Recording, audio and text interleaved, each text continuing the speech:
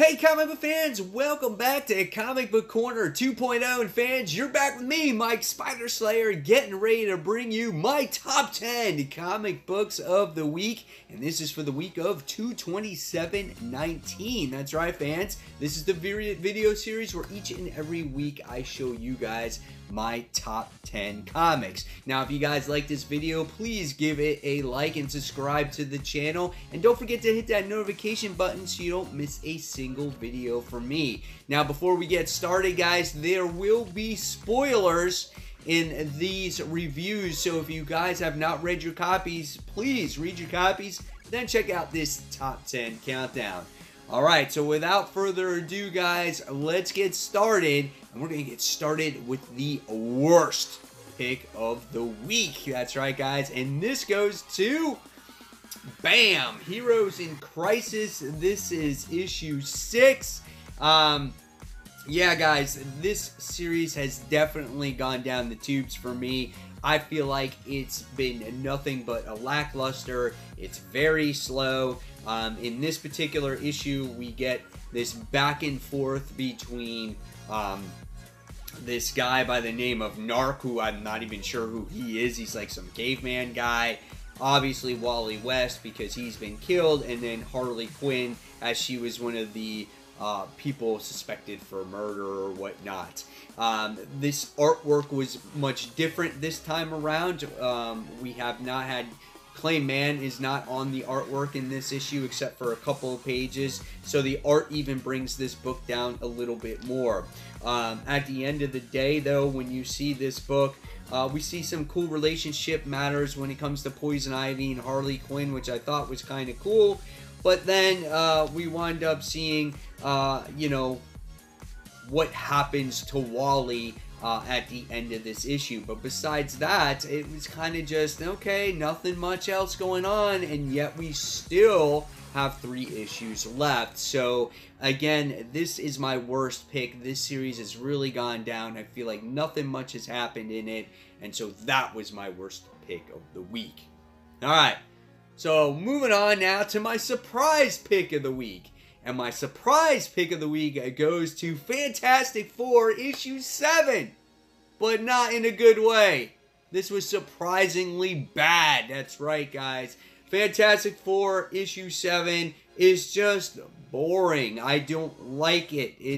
I don't care about Victorious, and I don't care about Galactus. It's stuff that we've all seen before. I want to see more of those family moments, and the one thing that made this family moment really good in this issue was when you had Franklin and Valeria try to escape to help their parents and trying to create some kind of teleportation device. That was what was kind of good in this. But the battle between Doom and Galactus and Johnny and everybody else is just at the point where I really don't care about it. And I feel like this book doesn't really have a really strong direction. So I feel like Dan Slott has just lost his way with this book already, and we're only on issue 7. This is very disappointing, and I don't think I'm going to be reading this book going forward. We also don't even have the artist that was promised on this book. I think she dropped off. I think it was Sarah Pacelli. I think she dropped off after issue 2 or whatever it is. So I'm definitely disappointed with this, and I don't think I'm going to be going forward with Fantastic Four. Alright, so officially kicking off the top 10. My number 10 this week goes to X-Stremist issue 1, or X-Stremists issue 1, sorry. I've been checking out all these number 1s with this whole Age of X-Men storyline, and they've been pretty good for the most part. Amazing Nightcrawler was probably my favorite story of all. This one is okay. I didn't have high expectations for this. I did not do a top 10 anticipated this past week due to other obligations, very busy. So this was just a top 10 that was created just based off of reading these, okay? But in this book, we get an introduction of who the extremists are, and what they do. And obviously, in this age of utopia, there is no type of relationship that happens in this world. And when we find out that there's a relationship going on, our extremists come in and they give these guys warnings. And then what happens after a third time, then they get taken into custody or whatever the case may be. Well, after our extremists come in and try to break up this relationship and maybe possibly mind swipe them or whatever the case may be, we find out that one of the mutants who has rat powers, that's dumb, actually is pregnant. And in this world, you can't get pregnant anymore. And all of our extremist team is very surprised by this. And yeah, and that's basically the issue. It was quite interesting to see this. There were some cool character developments or interactions between these characters and whatnot, and what our extremists are going through is kind of interesting too, because you're like, they don't know how to deal with this whole situation. You know, they can't have someone that gets pregnant. There's someone that they can't abort the child, because then that would be murder as well, and that's not allowed. So they're stuck between a rock and a hard place. So what do they do from this point forward? I don't know. We'll see. So it's an interesting concept for a book. I'll probably continue to read it to see where this story goes, how things unfold in this world of Age of X-Men. Alright, so coming in at number 9. Number 9 this week goes to Sideways issue 13. This is the conclusion. I thought this kind of wrapped up abruptly. You know, we had this whole thing going on with this mystery with his mom and who killed his mom. And so Derek winds up finding out, obviously, who killed his mom. He riffs her into this, I guess, this edge of a cliff, and he starts asking questions. And we wind up getting the revelation of how his mom was killed. And really, it was because of a disgruntled employee that did not like her job, and she accidentally killed her, which was quite interesting. So we get the revelation of that. Then we wind up finding out that we meet Derek's birth mother, which I thought was kind of interesting too. But of course, he doesn't call her mom, but he has his mom now in his life. And we get to see Ernie and Derek run off together, take that trip that was interrupted a couple issues ago, and that's basically that. But at the very last part of this issue, we wind up seeing that Derek has the last text message from his mom, and he messaged back his mom and says, "Hey mom, I love you," and the message comes back and says, "I love you too." So somewhere his mom is still around, and it looks like that maybe this mysterious hooded character that's this statue is his mother. So I don't know. Is this the end of Sideways? We'll see. I hope he does come back, and it's kind of referenced here that where do you go? Do you go to the Teen Titans? Do you go to the Justice League? And it was kind of fun because it was like it was poking fun at that, and hopefully he does make his way into one of those teams. So decent book, great series overall. I just hope he is not forgotten. All right. So moving on now to number 8, and my number 8 book of the week goes to Avengers No Road Home issue 3.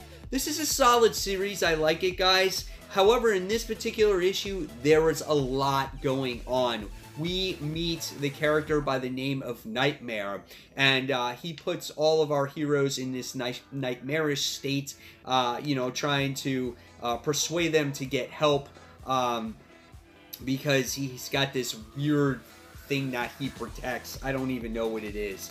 But again, this was okay.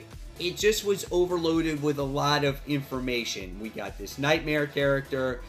We see our heroes end up in one place. We see our other heroes like Hercules and Vision and everybody else wind up in another place, and they're trying to get out. You get this origin story of this Nightmare and why, you know, he was protected by the gods, and then we get to see another god. So there was a lot of moving parts in this story, and as the reader, I felt like it got a little bit overwhelmed here. Probably the good thing that happens in this book is the relationship dynamic between Clint and Hulk. I think that's really interesting because Hulk still holds this grudge against Clint about obviously putting the arrow through his head, and we get to see that at times, that relationship. And also Scarlet Witch, since Nyx made her blind, she's not actually blind. Nyx put her sight powers through Scarlet Witch, so everything that Scarlet Witch sees, Nyx sees as well, and that's the goddess of night. So there, again, there's a lot of moving pieces to this book. It's an interesting story. I do like it. Not as strong, I feel like, so far as the first part of the series, like No Surrender, but I'm curious to see in the long term where this goes. All right, next, moving on to number 7. And number 7 goes to Superior Spider-Man, issue 3. Same thing here, not really clear on the direction or the long term for Superior Spider-Man, right? We know he's going to protect the city. Anna Maria is going to be the one that, you know, is going to be the watchful eye, and if he steps out of line, Anna Maria is going to turn him into the police. That's basically all we know right now. So she's like the sidekick. Do they fall in love again? I don't know. But this issue was fun for what it was because we get to see the conclusion between Terrax and Superior Spider-Man as they battle. And Superior Spider-Man has the cosmic powers, and we get to see him be superior, try to outsmart Terrax by knocking him out and whatnot. And honestly, that was the issue. It was just one big fight. We get to see him recover in a hospital bed, and we wind up seeing that, again, that Anna Maria makes this promise to work with Superior Spider-Man, and if he slips up, he'll be turned into the police.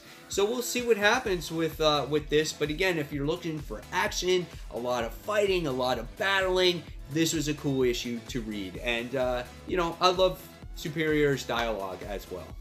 All right, so moving in to our number 6 now. My number 6 comic of the week goes to Batman Detective Comics, issue 999. The one issue before 1000, right? And so what happens in this book, this is kind of a letdown, actually. I'm surprised I rated it this high because everything that you read in Detective Comics leading up to this point, yeah, it's fake. It's not real. Lee Tompkins is not dead. All the people that wound up dead throughout this little story arc are not dead.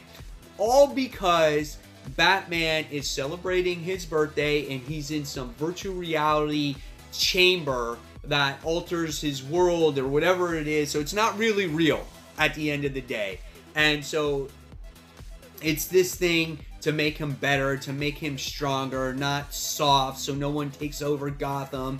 And so each year he can improve the murder rate and whatnot. And you get to see this battle where he's fighting himself as a young boy all the way up into his age. And, you know, while you're reading it, though, you're kind of like, wow, this is kind of cool. But you're like, where are we going with this? And then when I got to the point where he gets to this chamber, I'm like, this is all bullshit. This is just a dream. So I was kind of upset about that because it's just a cheap cop-out to erase everything that happened. So it was just a birthday gift to himself to improve upon himself in Gotham. So a little bit disappointed. That's why I couldn't make my top 5. But when you look at the overall story, it was a good ride. It had you captured all the way through. And then you kind of get to the end and you're like, oh. So it dropped a little bit there for me. All right. So moving into the top 5. Now, my number 5 comic book of the week goes to West Coast Avengers. This is issue 8. As we start a new story arc.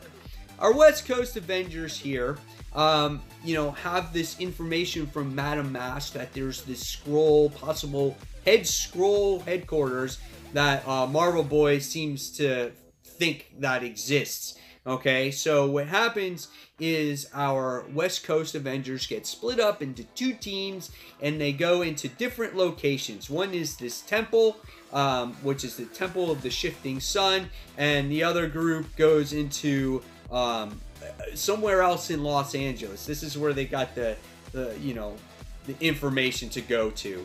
And it's kind of comical because you got all the West Coast Avengers going in at undercover. Some are playing as actors like Clint is, and he in this book plays tribute to like West Coast Avengers of old as he pretends he's Wonder Man and he infiltrates the base and then try to go undercover. But that was a complete fail because those people weren't Skrulls, they're freaking cult vampires. And so our West Coast Avengers on one team gets captured. Then the other team with Quentin and Gwenpool wound up getting going against Madame Mask's soldiers, and the fight scenes were really cool. Again, this book is comical, it's fun, it has great action. The only downside to this is I seem like the artwork took a change this issue, and it seems a little bit more anime-ish, and doesn't look as clean or polished as it once has, but it is still a fun book. I like it, and this made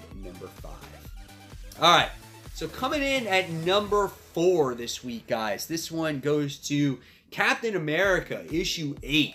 Wow, Captain America has gone through some shit. This is the first issue that I've really read when it comes to the series. I know that supposedly Steve Rogers is framed for committing murder against Thunderbolt Ross, so he's dead, and so Steve Rogers turns himself in. We have a new Hydra by the name of Power Elite, and Von Rucker is the one that's in control of this prison that Steve Rogers is staying at.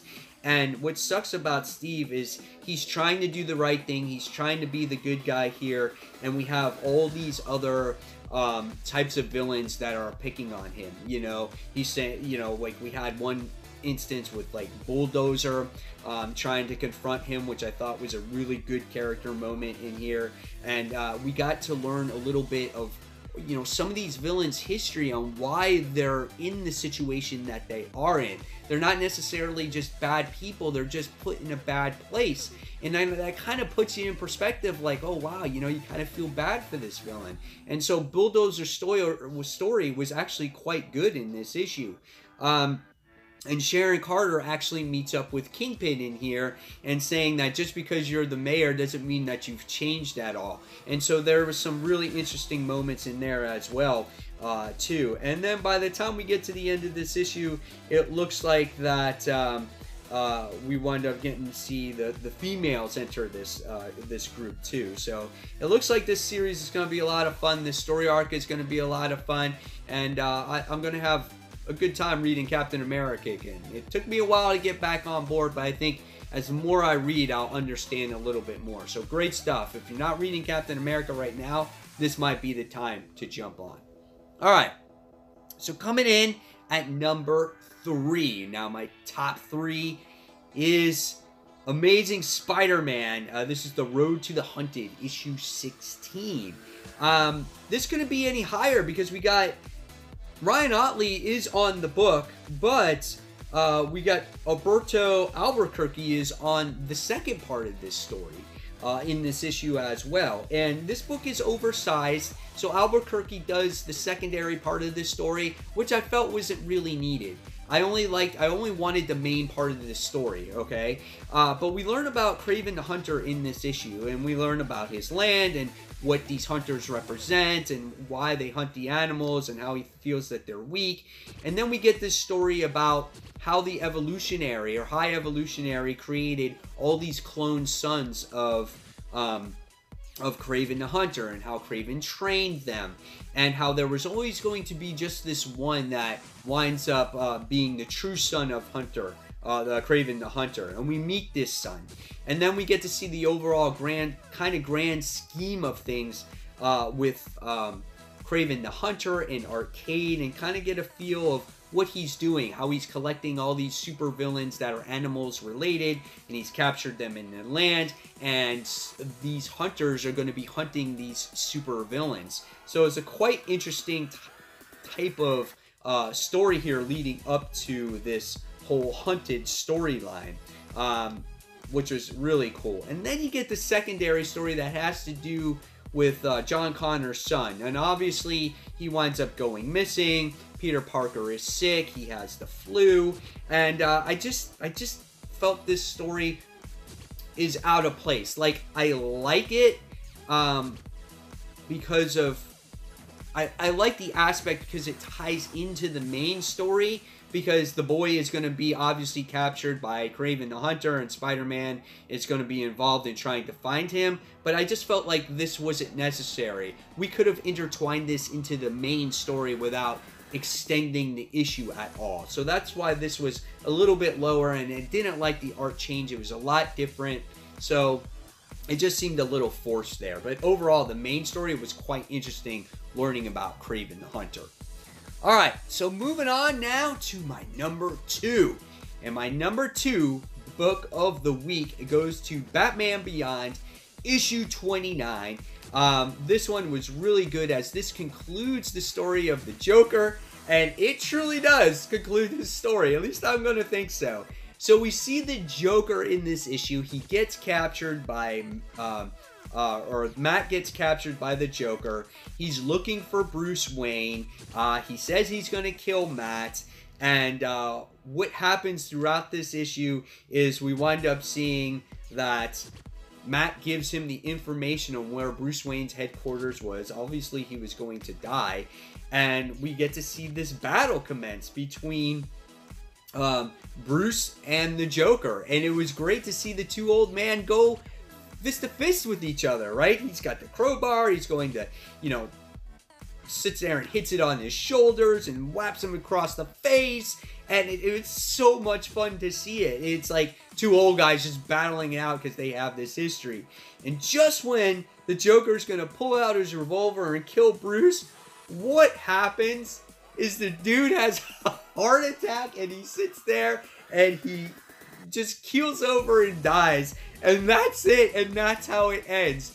In between that book, though, you get Terry trying to find Matt, and they think he's dead, but he wasn't dead. And so there was a great mystery there trying to find Matt, and, you know, there was no communication. But the highlight here was Bruce and Joker just going at it one last time. And for him to die of a heart attack is just, it's hilarious. It's like, oh my God, it's so funny. And Bruce Wayne was the one that also had a weak heart too, but he didn't die. He didn't have a heart attack. I just thought it was crazy. I'm like, really? This is, after all this is how it's going to end. The dude has a heart attack. Oh my God, great stuff. But now that this story arc is over, where does Batman Beyond go from here? From issue 30 on forward. Hopefully the stories are good. It continues to be solid. And I hope Brett Booth stays on the book. And I hope Dan Jurgens stays on the book as well. Alright, so moving on to my number 1. And my number 1 comic book of the week, guys, goes to Shazam. This is issue 3. I really like this book. I think Jeff Johns is doing a great job at creating this gigantuan world that our heroes are going to go in, and I like that. And he did the same thing with the Green Lantern series. Not only was it just Hal Jordan, but he expanded all the cores. He made it much bigger, and he's kind of doing the same thing here. Our heroes are in this world called the Funlands. They meet this character by the name of King Kid.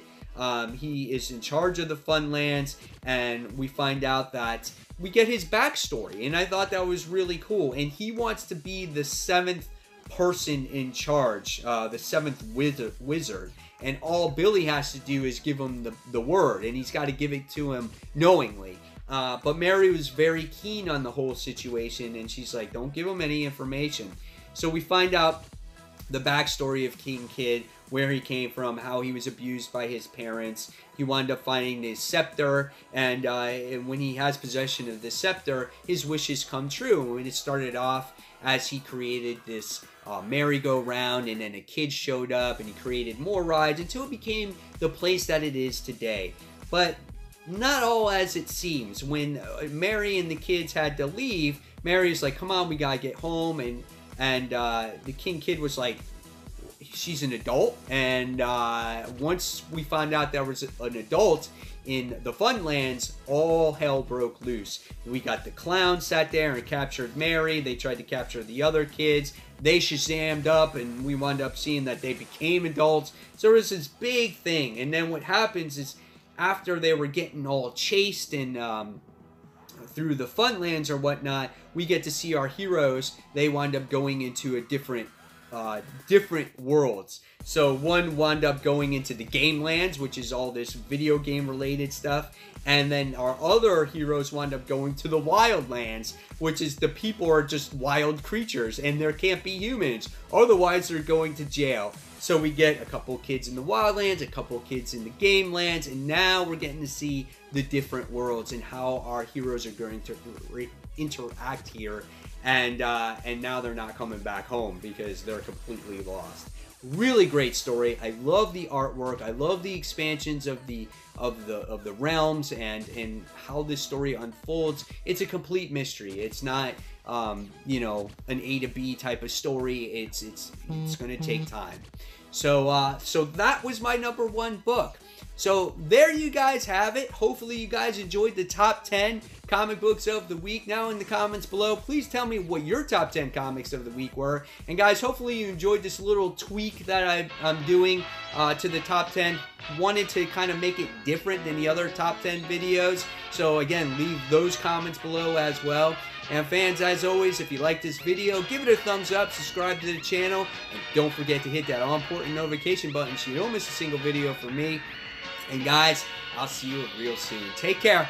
Bye.